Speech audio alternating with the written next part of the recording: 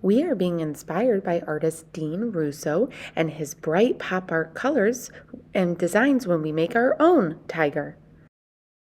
Now we've already drawn it, so I'm going to use crayons to add some details and patterns like our artist David Russo to accentuate or bring out some of the details in my tiger drawing.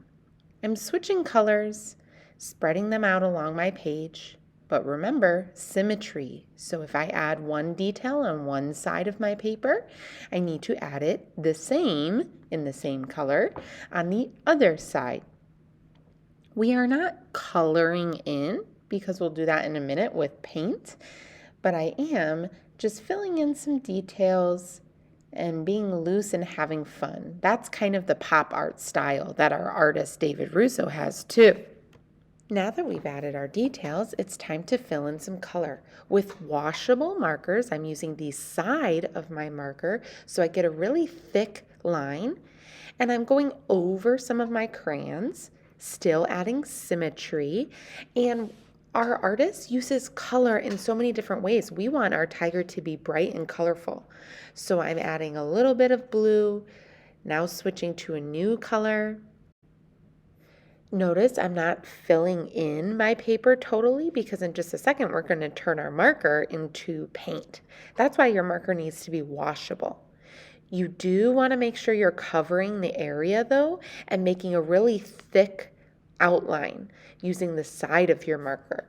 If you're using the tip of your marker, you're not going to have enough marker on your paper to turn into paint. I'm going to go ahead and fill in the rest of my areas here.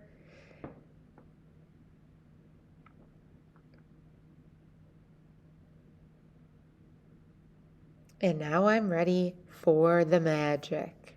Switching out my markers for a cup of water and a paintbrush. I'm getting my paintbrush wet first, dipping in the water, and then picking a small space to start and loosening up that marker. The water on top of the marker turns it into paint. You have to make sure that you have enough marker on your paper first, because once your paper is wet, you cannot go back and add more water. It is important when you are doing this technique to keep going back for more water. I spread my water around my paper, loosening up, and now I'm doing some painting by being nice and neat and filling in the spaces, going back for more water when I feel like my marker is not spreading around my paper anymore.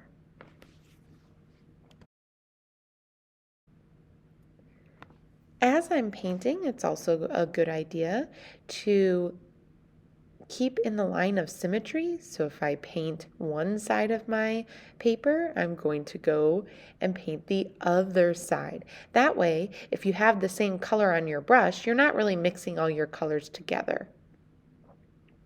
If you do need to get rid of a color that's on your brush, make sure you swish your paintbrush in your water cup before you go to a different color. And then our painting needs to sit and dry. And voila, you have a tiger inspired by Dean Russo.